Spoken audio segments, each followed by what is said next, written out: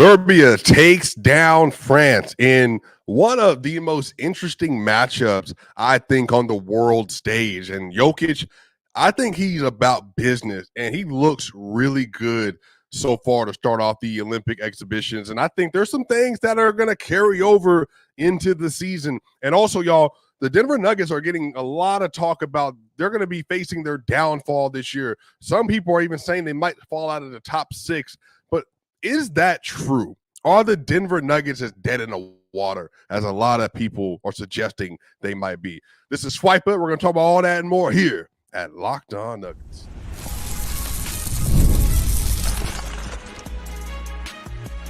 You are Locked On Nuggets, your daily Denver Nuggets podcast. Part of the Locked On Podcast Network, your team every day.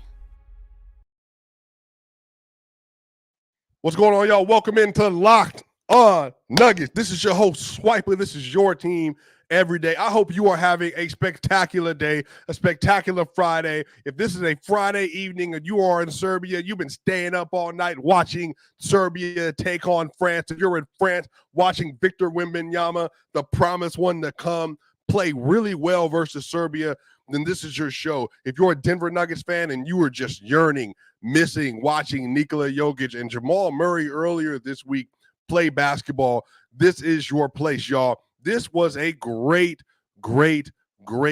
game. Y'all, this was a great exhibition between France and Serbia, and you got a chance to see a lot of different kinds of basketball being played. And the game started off really interesting. You know, Rudy Gobert, Victor Wembanyama, the Twin Towers, that might be the most formidable pairing in the front court since Rasheed Wallace and Kevin Garnett. I don't know if y'all remember that Celtics team at the end of the late 2000s era Celtics team, but that's what it reminds me of. You got two DPOYs, basically. Victor Wembanyama, second in DPOY. You got Rudy Gobert, first in DPOY, 4 DPOY winners, but they are just such a big, lengthy, strong relative to like the rest of the world, right? Front court, and they present so many challenges, and they have really been putting a lot of pressure on teams so far in the exhibition. But this game in particular, man, you got a chance to see Nikola Jokic, Bogdan Bogdanovic play versus this team, and it was a really interesting game to watch. Now, overall, Serbia is able to win this game, and I love how aggressive Nikola Jokic was, especially inside of that second quarter. Nikola Jokic finishes this game. He did foul out, 20 points, 12 rebounds, just 1 assist. Again, a different type of basketball at the international level being played almost 30 minutes in total. Hey, 8 of 13 from the field, 7 of 11 from 2, 1 of 2 from 3, just 3 of 8 from the free throw line. Now, that was the funny thing about today all around for Team Serbia. Serbia today, y'all, they were 12 of 23 from the free throw line for Serbia for 52.2%. 52.2%. If they just make their free throws at a 75% clip, this game would have been done even more than what it was earlier than what it was. They ended up winning 79-67, but they just could not convert those free throws. But it was a really good game. Bogey had 15 points, 1 rebound and 2 assists, played 27 minutes and 26 seconds. He actually was 5 of 9 from the field, 4 of 5 from 2, 1 of 4 from 3, -2 in his minutes, but still played really well. They actually had some really good quality play from Alessa. Let's see, Ramovic, if I got that correctly. I'm not going to say these names correctly. I'm going to learn this roster as we're going throughout the summer, I promise y'all. But he played well, 9 points for him. You had Marinkovic had 8 points and 3 rebounds and 1 assist. They actually played fairly well. Now, the person that I think a lot of people were hoping was going to have a better showing today was Micic. Micic today, 5 points, 3 assists, 1 rebound, 20 minutes played. He was 2 of 6 from the field. But he just, like, when you're watching this game, they were playing their best when they're running clear DHOs with Nikola Jokic. And I think that's also a function of the fact, and we're going to talk about this a little bit later as well, Nikola Jokic, he just has not had like true top end single player talent next to him. And you even see this in this game as well. Let's see if I can get this. Oh, Ramovich, a rich. Yeah, we'll figure it out. We'll figure it out. So again, Serbians, forgive me for not knowing everything right away. I'm going to learn, I promise you. And I think what I love about this game is you got a chance to see like Denver Nuggets Jokic, where he's like going at the rim. He's being aggressive, beating players one-on-one. He's backing down Victor Wembanyama, backing down Rudy Gobert, taking on double team. He's spinning off his strong shoulder, getting to that floater. He even hit it like a nice little step back three on France today as well. So it's just a really good all-around game. Victor Wembanyama today, though, 14 points on his own end, 10 rebounds and 3 assists, played about 29 minutes. He was 3 of 8 from the field, 1 of 5 from 3. He was a minus 18. Again, like he was the best player on the court for them. But at one point in time, Serbia went on like an 18-0 run, I believe. The Serbia was down 7 at one point, and then they just boomed and like absolutely took over. Their defense started clamping up. They started running in full court, and they were creating opportunities for themselves. And then they also were able just to get themselves in a situation where they're in half court to find advantages. And at one point, I think in the first half, y'all, I want to say that France scored two two-pointers in the first half, where Serbia was dominating. I think they had 26 first half points. So in the first quarter, both teams were kind of going at it. France had 9 offensive rebounds. Serbia had 6. But then everything started to change, because in the second quarter, Serbia had 20 field goals attempted, and they made 9 of them. Whereas France, they couldn't even get shots off. France was 1 of 9 from the field for 11%, and France was 1 of 5 from 2, and Serbia was 6 of 13. And Serbia also went 3 of 7 from the three-point line in that quarter as well, in the second quarter, for 43%.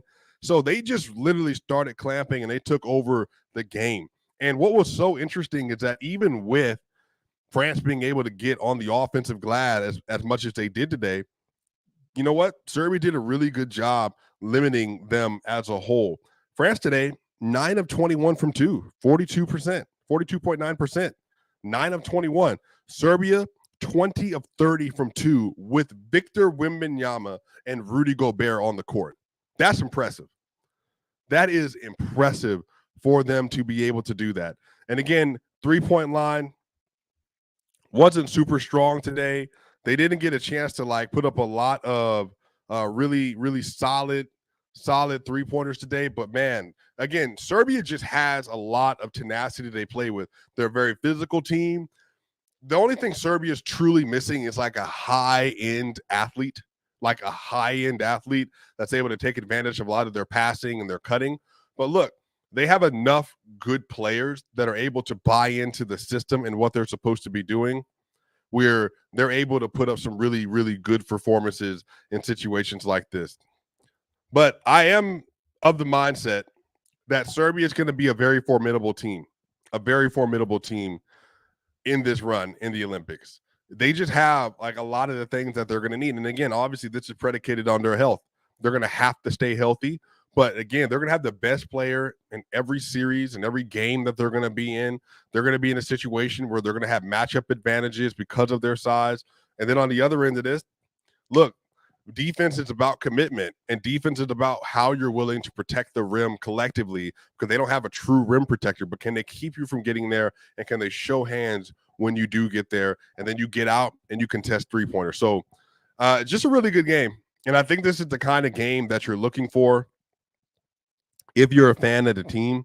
France has a really solid squad. Again, Victor Wembanyama, Frank Nikola is on the roster. Evan Fournier is on the roster. Nicholas Batum is on the roster. Bilal Kolobi is on the roster. Like, they got a lot of players that are NBA players, more so than Serbia does. But again, as a lot of people know in international basketball, it's about how you play together, how you buy into a system. So y'all, on the other side, we're going to talk about some of my takeaways from this, and including Nikola Jokic facing the Twin Towers lineup this early and how good he looks versus that already. We're going to talk about all that and more here at Locked On Nuggets.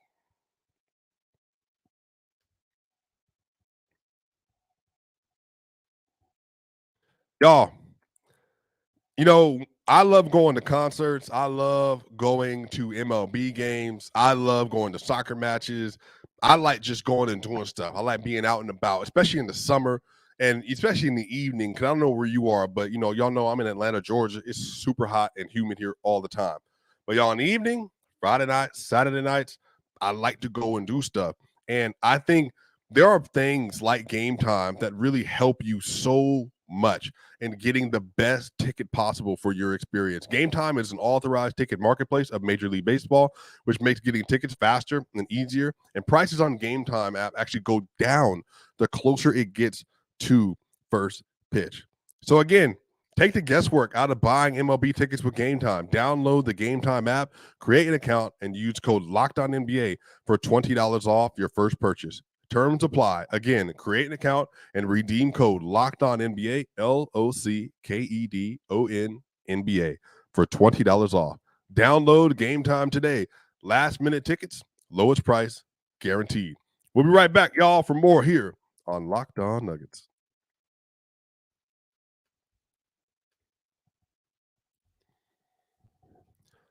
What's going on, y'all? We back here in Locked On Nuggets. This is your boy Swiper. This is your team every day. Shout out to y'all. Y'all, if you are listening to this on the Apple iTunes side, please give us a 5-star review. That way more and more people can listen to what we're doing here on Locked On Nuggets with Adam, Matt, and myself. And if you're watching this on YouTube, y'all, we are trying to get to 10,000 subscribers by the end of next season. And the only way to do that is making sure we're building the Locked On Nuggets community on this side on YouTube. So make sure you like, share, and subscribe, y'all. But y'all,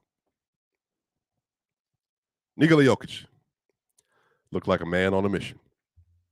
Man on a mission. 20 and 12 in 30 minutes played, just 13 shots, but 8 of 13. Yo, what I love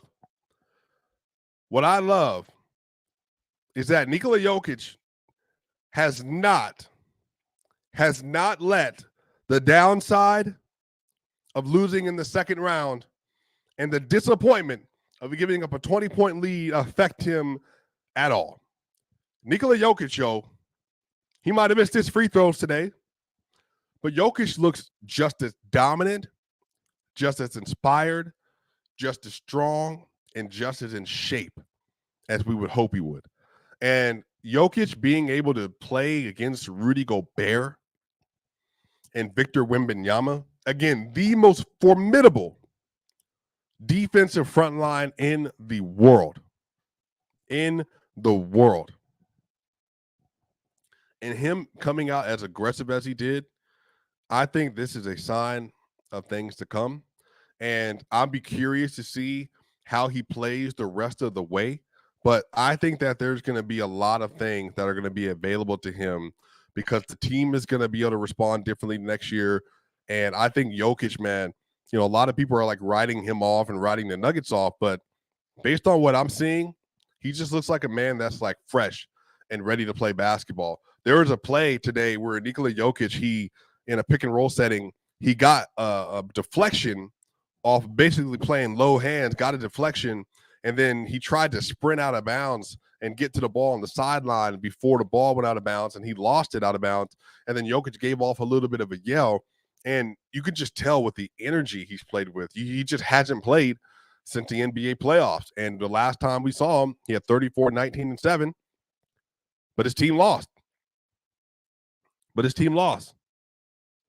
And I think that as of right now, the dude just looks like he's a man that is just ready for the moment. I think he's ready for this season, and I'm excited to watch it. I think there's just been a lot of things said about the Denver Nuggets, and, to get into that right now, look, I was watching the Gills Arena today. Obviously a fan of the show. I talked to a lot of different people about a lot of basketball stuff. And the consensus around the Nuggets, because they lost KCP, is that they're just going to be demonstrably worse. They're just going to be a worse team. They don't have the defensive upside. They are losing KCP, who's one of the best perimeter defenders in the league, obviously one of the best three-point shooters in the league, obviously. But I think some of this is like people are like legitimately questioning, like, not only are the Nuggets not contenders, but will the Nuggets, are they guaranteed to make the playoffs in the West? Minnesota Timberwolves, OKC Thunder. You're even going to have to deal with this new Sacramento Kings team with DeMar DeRozan. You're going to have the Clippers. They're going to have a defensive-led team with Kawhi and James Harden. And then you're going to have Memphis Grizzlies. They're on their way back. The Golden State Warriors, they're going to be competition. The Lakers always going to be competition. We're going to see what the Rockets end up doing. We're going to see what all these teams, the Pelicans, DeJounte Murray, they're going to be in there. Like, so are the Nuggets going to have enough top-end talent to be able to stay afloat and compete? And this is so interesting to me because KCP absolutely was a part of what put them over the top. And I also have been on the record saying I think the team is going to be different, and I think they're going to be worse in some ways than they were last year. But like that much worse. And I put on, and you beat me to it, but I put on my Twitter that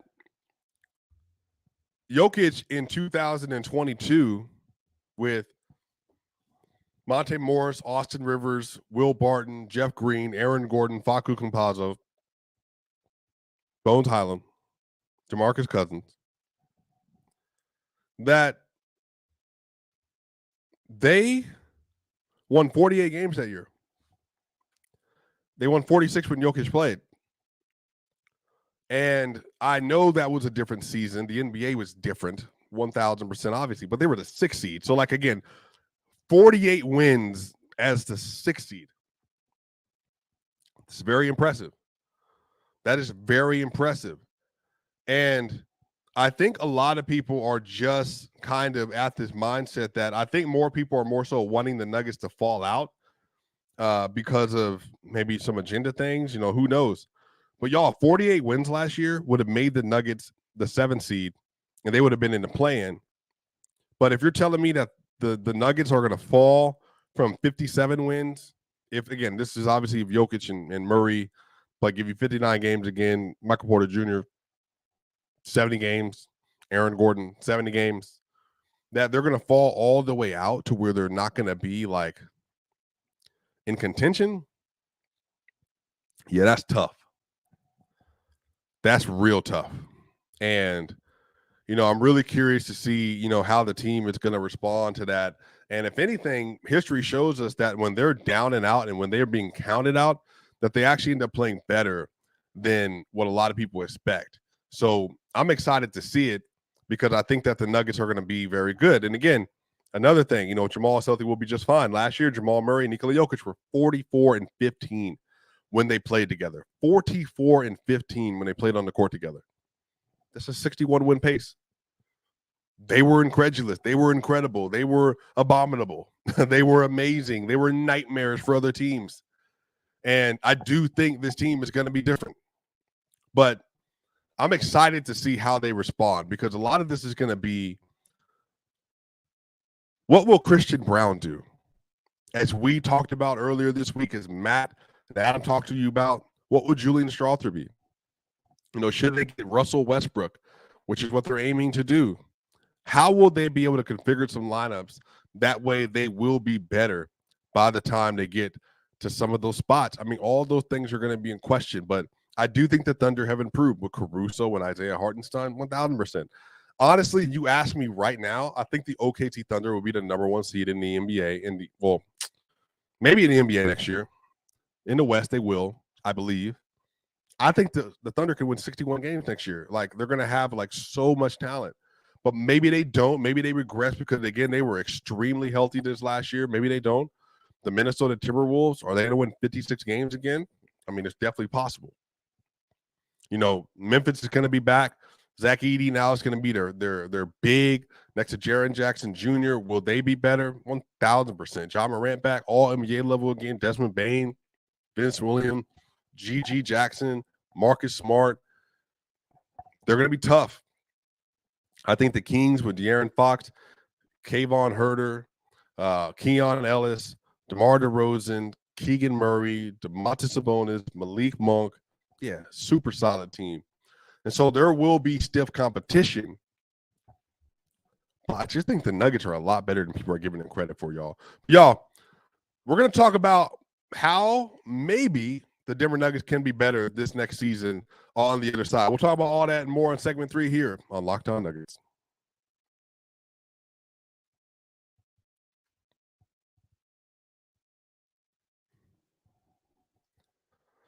Y'all, by the way, today's episode is brought to you by Gametime. Download the Gametime app, create an account, and use code LOCKEDONNBA for $20 off your first purchase. Terms apply. So the question that I have put forth is, can the Nuggets be better next year? Can they be better next year? And to answer the question simply is yes. Why, Swiper? Well, because last year their bench was Reggie Jackson, Christian Brown, Peyton Watson, Justin Holiday, Zeke Naji, DeAndre Jordan. This year their bench is going to be maybe Russell Westbrook, Julian Strawther, Peyton Watson, DeRon Holmes, Dario Saric. And then on top of that, they're also going to be able maybe to deploy Jalen Pickett this year. Should he deserve more playing time? Hunter Tyson, should he deserve more playing time? And then, you know what? We'll see how it works out. Vlatko Cancar, he had some really good minutes during the NBA Finals run of that year during next season. Maybe he can come back and be that high-level athlete, high-level smart athlete that can finish plays and be a good floor spacer for this team again. Maybe. And then Zeke Naji, he's on the roster right now, but maybe they move that his $8.8 million cap hold that he has and then get rid of that 2031 first-round pick. Who knows? Don't know what they're going to do. But there's a lot of options available to them. And I think that they can make marketable improvements because Christian Brown is a really good defender. He's a better defender in some ways than KCP. It's like rim protection and his overall strength and being able to cut you off at the point of attack for a lot of players. But he's not as good of a chaser. I mean, KCP was just like hellacious, especially guarding like Steph Curry and all that. He just wouldn't let you out of his sight. He was that good at it. But the bench, man, like if they're able to give you just even like a slight positive better than they were last year, then the team is better in the regular season. So again, there's a difference between being regular season better, regular season good, and then on the other end of this, playoff versatility good. Now, playoff versatility good, that is going to be 100% dependent on DeRon Holmes, Peyton Watson, and Julian Strawther. That's going to be 100% dependent on that because Russ is probably not going to be a consistent enough playoff player you can lean into. Regular season, though, Russell Westbrook will be like tremendous because he's going to play with so much energy so often, and he's going to be playing with his hair on fire all the time. So that's going to be very helpful. And I just think that if you're asking me, if you give a DHO specialist and the three-point specialist with Sarge, and then you get Peyton Watson with his defense, its improved offense this next year, and then dealing with, Julian Strawther's second-year development where he's able to like actually buy into a system, trust the process. Michael Malone continuing to get him involved in the play development and putting him in opportunities to flourish as an off-ball floor spacer, all that stuff can make incremental improvements to the team. Incremental improvements to the team. So I do think that the Nuggets are going to have to figure some things out. They're going to be a different looking team. Not having KCP is going to be different. But man, like I think the pendulum has swung so far away from the Nuggets and being a great team that now it's like they're being like pretty severely overrated. And this is a good question, Cindy, I believe. What's taking the Russell Westbrook deal so long? So just to give you some context, the Denver Nuggets are currently waiting on Russell Westbrook to get traded and then waived. So traded to another team and then waived. Or they're also looking for him to get waived. Because right now, unless the Clippers wanted to take on the deal that Zeke Naji has, which is a 4-year, $32 million in total, then right now they don't have a contract that they can move. I mean, again, Dario just signed, but that's 5.3, and you're not going to do that, obviously. Like, he just signed, and you got to wait. So they're just not in a position to be able to give the money necessary in order to make the Russell Westbrook trade happen. And so as of right now, they just have to be smart with their assets. And again, they already traded out 3 second-round picks to get off a Reggie Jackson contract, which everybody knows how I feel about that. So a lot of this is how can they continue to be prudent with the assets they do have and making really smart moves going forward into the future, y'all. But I'm really excited, man. I do think that this team can be better. It's going to be a different team. Again, KCP was in many ways the heart and soul of the defense. Like, he was a communicator. He would get over the top of every screen. He didn't die on screens. And on top of that, he was so ferocious in attacking the basketball in the full court and in transition. So not having that is going to make a difference. But Christian Braun, if anything he's shown, is that he's able to be a really good defender. And if he can continue to buy into what the Denver Nuggets are asking him to do and the things they need him to do, then, hey, then I think they can be fine. You know, the Thunder, the Wolves, the Clippers, the Mavericks, the Suns, Lakers, Pelicans, Kings. I have a really strong feeling the Denver Nuggets can be better than, if not all, then most of those teams come regular season. And then playoffs, now you get into matchups and all that. But y'all, let me know what y'all think in the comment section. Do you think the Denver Nuggets can be better next year? What do you think the Denver Nuggets are going to need to do? And who's going to need to step up for them to be better this next season? And how did y'all feel about Jokic versus Wemby, Serbia versus France, and the exhibition game for the Olympics? Y'all know what time it is. This is your boy Swiper. I'm going to see y'all on the other side.